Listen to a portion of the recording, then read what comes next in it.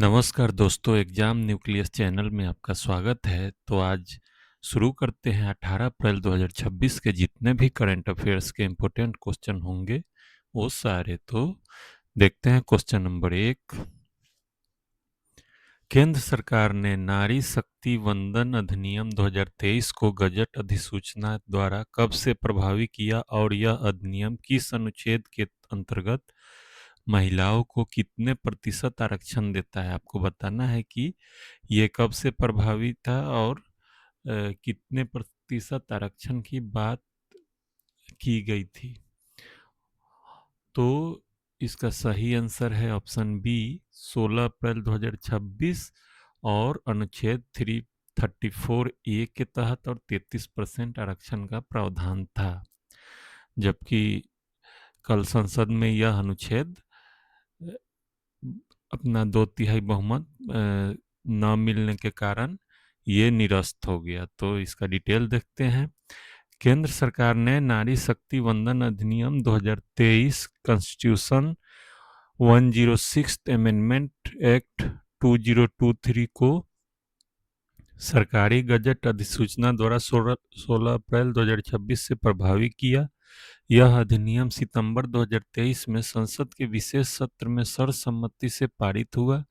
यह संविधान में अनुच्छेद 334 ए जोड़कर लोकसभा और विधानसभाओं में महिलाओं के लिए 33% मतलब 1/3 आरक्षण अनिवार्य करता है। इसमें SC/ST महिलाओं के लिए अलग से आरक्षण का प्रभाव है, मतलब इसमें आरक्षण के अंदर आरक्षण दिया जाएगा। तो ये था इसका फैक्ट। दूसरे क्वेश्चन को देखते हैं। तो त्रिपुरा TTADC चुनाव 2026 के परिणाम 17 अप्रैल 2026 को आए। किस पार्टी ने 28 में से 24 सीटें जीतकर भारी बहुमत प्राप्त किया और 2021 की तुलना में उसकी सीटें कितनी बढ़ी है?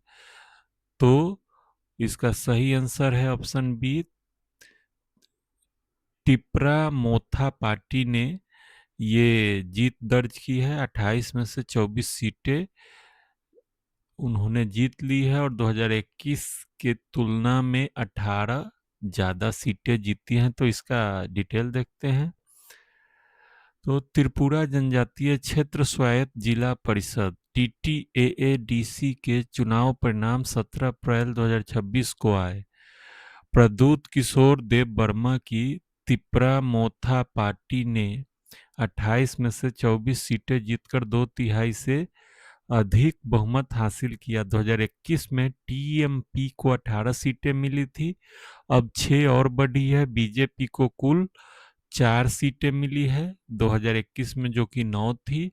TTADC त्रिपुरा का 70% भौगोलिक क्षेत्र कवर करता है। कुल 9.62 लाख मतदाता इसमें शामिल थे। तो ये था इसका फैक्ट। तीसरे क्वेश्चन को देखते हैं। टाटा सेमीकंडक्टर मैन्युफैक्चरिंग के लिए धोलेरा गुजरात में SEZ अधिसूचित की गई है। यह भारत की पहली चिप फैब्रिकेशन प्लांट है। इसका क्षेत्रफल कितना है और इससे कितने रोजगार सृजित होंगे? आपको बताना है कि इसका क्षेत्रफल कितना है और इसमें कितने रोजगार सृजित होने का अनुमान है। तो इसका सही आंसर है ऑप्शन बी, 66.166 हेक्टेयर भूमि पे यह बनेगा और 21,000 नौकरियां सृजित करने का अनुमान है। इसका डिटेल देखते हैं। तो वाणिज्य एवं उद्योग मंत्रालय ने 16 अप्रैल 2026 को Tata semiconductor manufacturing private limited के लिए गुजरात के धोलेरा में SEZ अधिसूचित की। यह 66.166 हेक्टेयर में फैली होगी और लगभग 2100 रोजगार सृजित करेगी। टाटा की अनुमानित निवेश 91,000 करोड़ रुपए है। यह भारत की पहली chip fabrication semiconductor fab plant है। SEZ में इलेक्ट्रॉनिक्स, हार्डवेयर, सॉफ्टवेयर और ITIT शामिल होंगे। माइक्रोन, सानंद और 21 धारवाड़ भी सेमीकंडक्टर SEZ बना रहे हैं। मतलब ये दोनों कंपनियां भी ये ऐसा ही प्लांट बना रही है। तो ये इसका डिटेल था। चौथे क्वेश्चन को देखते हैं। और इसमें है कि डिलेनिया नागालिम क्या है जो हाल ही में चर्चा में रही, यह कहाँ खोजी गई और इसकी आईयूसीएन संरक्षण स्थिति क्या है। आपको बताना है कि ये क्या चीज है और कहाँ खोजी गई है। तो इसका सही आंसर ऑप्शन बी, नई पादप प्रजाति खोजी गई है और मणिपुर के कामजोंग जिला है, और ये प्रजाति क्रिटिकली इंडेंजर्ड कैटेगरी में आती है। तो इसका डिटेल देखते हैं। तो डिलेनिया नागालिम एक नई पादप प्रजाति है जो मणिपुर के कामजोंग जिले में भारत म्यांमार सीमा के पास चोरो गांव में खोजी गई। इसका नाम नागा समुदाय की भूमि नागालिम के नाम पर रखा गया। नागा प्लस लिम बराबर भूमि। यह डायलेंसिया परिवार का एक छोटा झाड़ीदार पौधा है जिसमें चमकीले पीले फूल होते हैं। शोध फाइटोटैक्सा पत्रिका में प्रकाशित हुई है। आईयूसीएन के अनुसार क्रिटिकली इंडेंजर्ड यह पादप प्रजाति है। यह इंडो बर्मा बायोडाइवर्सिटी हॉटस्पॉट की समृद्धि को दर्शाती है। तो ये इसका डिटेल था। पांचवें क्वेश्चन को देखते हैं। भारत और न्यूजीलैंड के बीच मुक्त व्यापार समझौता एफटीए पर कब हस्ताक्षर होंगे और इसके तहत किसे 100% शून्य शुल्क पहुंच मिलेगी। आपको बताना है कि भारत और न्यूजीलैंड के बीच में मुक्त व्यापार समझौता कब होगा और इससे किसको फायदा होगा। तो ये इसका सही आंसर है ऑप्शन बी, 27 अप्रैल को होने की संभावना है। भारत को 100% शून्य शुल्क, नागालैंड को 95% टैरिफ में छूट का प्रावधान है। तो इसका डिटेल देखते हैं। भारत न्यूजीलैंड एफटीए पर 27 अप्रैल 2026 को नई दिल्ली के भारत मंडपम में हस्ताक्षर होंगे। इंडिया न्यूजीलैंड बिजनेस फोरम की बैठक के बाद भारत को न्यूजीलैंड के बाजार में अपने 100% निर्यात पर शून्य शुल्क पहुंच मिलेगी। न्यूजीलैंड के 95% बाजार पर भारत में शुल्क समाप्त या कम होगा। इसका लक्ष्य है 5 वर्षों में द्विपक्षीय व्यापार $5 अरब तथा 15 वर्षों में $20 अरब निवेश करना है। दिसंबर 2025 में वार्ता पूर्ण हुई थी, तो अभी इसका फाइनल होगा। छठा क्वेश्चन ये है कि इजराइल और लेबनान के बीच 16 से 17 अप्रैल 26 से कितने दिनों का संघर्ष विराम मतलब सीज फायर शुरू हुआ। इसे किसने और क्यों बनाया। तो इसका सही आंसर बताना। इसका सही आंसर ऑप्शन बी, 10 दिन के लिए यह सीज फायर हुआ है। अमेरिका की मध्यस्थता में हुआ है और शांति वार्ता के लिए हुआ है। इसका डिटेल देखते हैं। तो 16 अप्रैल 2026 को अमेरिकी राष्ट्रपति ट्रंप की मध्यस्थता से इजराइल और लेबनान के बीच 10 दिनों का संघर्ष विराम शुरू हुआ। यूएस स्टेट डिपार्टमेंट के अनुसार यह इजराइल की सद्भावना का संकेत था ताकि अस्थायी शांति समझौते की वार्ता हो सके। यह दशकों में इजराइल लेबनान के बीच पहली प्रत्यक्ष कूटनीतिक वार्ता थी। हिजबुल्लाह समझौते का औपचारिक पक्ष नहीं था। यह 2026 ईरान युद्ध के व्यापक संदर्भ में हुआ है। तो ये इसका डिटेल था। सातवें क्वेश्चन को देखते हैं। सुप्रीम कोर्ट ने दहेज प्रतिषेध अधिनियम के तहत एक महत्वपूर्ण निर्णय दिया। सेक्शन 7(3) के अनुसार क्या स्पष्ट किया है। तो इसका सही आंसर ऑप्शन बी, पत्नी और उसके परिवार द्वारा दहेज लेने की शिकायत में दी गई बात को दहेज के अपराध का आधार नहीं बनाया जा सकता है। तो इसका सही ये है ऑप्शन, और डिटेल देखते हैं। तो सुप्रीम कोर्ट के जस्टिस संजय कुमार जस्टिस के विनोद चंद्रन ने दहेज प्रतिषेध अधिनियम 1961 की धारा 7(3) की व्याख्या करते हुए स्पष्ट किया कि पत्नी और उसके घर परिवार के सदस्यों द्वारा पति के खिलाफ दहेज लेने की शिकायत में दिया गया बयान उनके खिलाफ धारा 3 के मुकदमे का आधार नहीं बन सकता। यानी दहेज लेने वाले ब्राइब और परिवार को उनकी अपनी शिकायत के आधार पर प्रोसिक्यूट नहीं किया जा सकता। यह पीड़ितों को आगे आने के लिए प्रोत्साहित करता है। तो इसका ये डिटेल था। आठवां क्वेश्चन को देखते हैं। लोकसभा ने 17 अप्रैल 2026 को संविधान का 131वां संशोधन विधेयक को विचार और पारित करने के लिए लिया। इस विधेयक के तहत अनुच्छेद 81 में क्या बड़ा बदलाव प्रस्तावित है?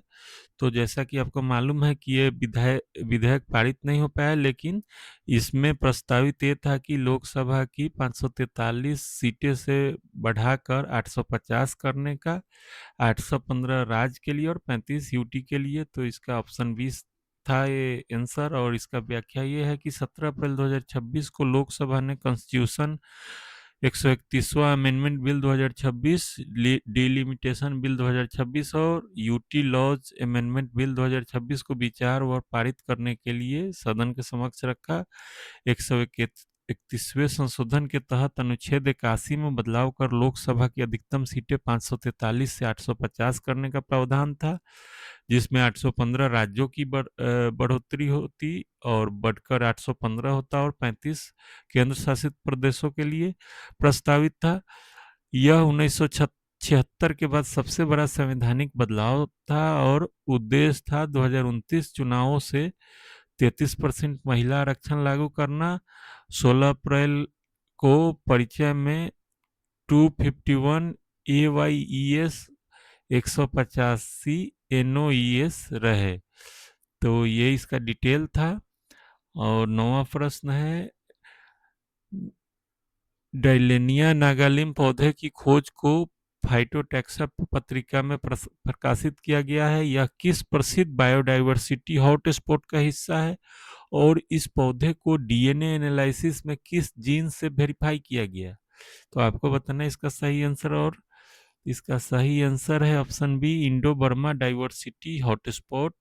आरबीसीएल जीन है इसके अंदर। तो इसका डिटेल ये है कि डाइलेनिया नागालिम पौधे को मणिपुर के केमजोंग जिलों में इंडो बर्मा डाइवर्सिटी हॉटस्पॉट का हिस्सा है। यह विश्व के 36 बायोडाइवर्सिटी हॉटस्पॉट में से एक है। शोधकर्ताओं ने पारंपरिक प्लांट मॉर्फोलॉजी के साथ आरबीसीएल जीन का डीएनए एनालिसिस किया, जिससे यह डाइलेंसिया परिवार में एक नई प्रजाति के रूप में कन्फर्म हुई। यह 250 से 350 मीटर की ऊंचाई पर ट्रॉपिकल डिसीडस फॉरेस्ट में उगती है। पौधों की कोमल पत्तियां सब्जी के रूप में खाई जाती है। तांगखुल नागा जनजाति इसे जानती है। तो ये इसका डिटेल था। 10वें क्वेश्चन को देखते हैं। भारत न्यूजीलैंड एफटीए के तहत दोनों देशों के बीच कितने वर्षों में द्विपक्षीय व्यापार दोगुना करने का लक्ष्य है और एफटीए में कितने वर्षों में $20 अरब निवेश आने की उम्मीद है? जैसा कि हमने पिछले क्वेश्चन में इसको कवर किया था, तो इसका सही आंसर ऑप्शन बी, 5 वर्षों में $5 अरब और 15 वर्षों में $20 अरब तक इसको बढ़ाने का उम्मीद किया गया है। इसका डिटेल देखते हैं। तो भारत न्यूजीलैंड के एफटीए का लक्ष्य 5 वर्षों में द्विपक्षीय व्यापार को मौजूदा स्तर से दोगुना कर $5 अरब करना है। साथ ही 15 वर्षों में $20 अरब निवेश आने की उम्मीद है। भारत में न्यूजीलैंड मर्चेंडाइज ट्रेड 2024-25 में $1.3 अरब था। 15-16 के 855 मिलियन से 49% की वृद्धि की गई। एफटीए वार्ता मार्च 2025 में शुरू हुई और दिसंबर 2025 में एक सबसे तेज एफटीए के रूप में पूर्ण हुई। न्यूजीलैंड ओशिनिया में भारत का दूसरा सबसे बड़ा ट्रेडिंग पार्टनर है, तो इसे ध्यान में रखें। अंतिम क्वेश्चन को देखते हैं। तो टाटा सेमीकंडक्टर की धोलेरा गुजरात में सेमीकंडक्टर प्लांट में कितने रुपए का निवेश प्रस्तावित है और एसीजेड यह एसीजेड किस मंत्रालय द्वारा अधिसूचित की गई है? तो आपको बताना है इसका सही आंसर।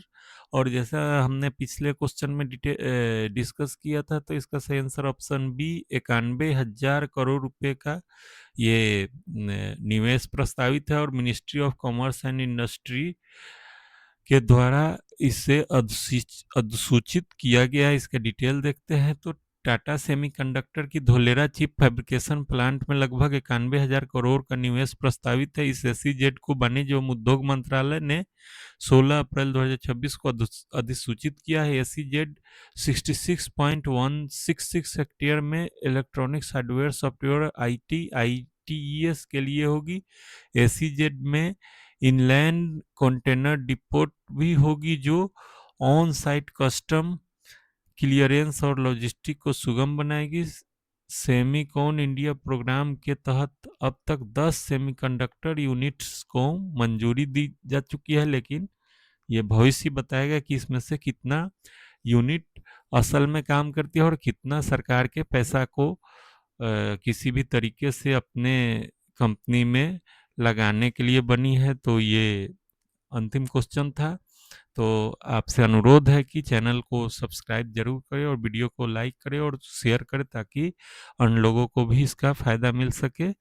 और अ, कल फिर मिलेंगे 19 अप्रैल 2026 के करंट अफेयर्स के लिए। तो आप सबों का बहुत बहुत धन्यवाद।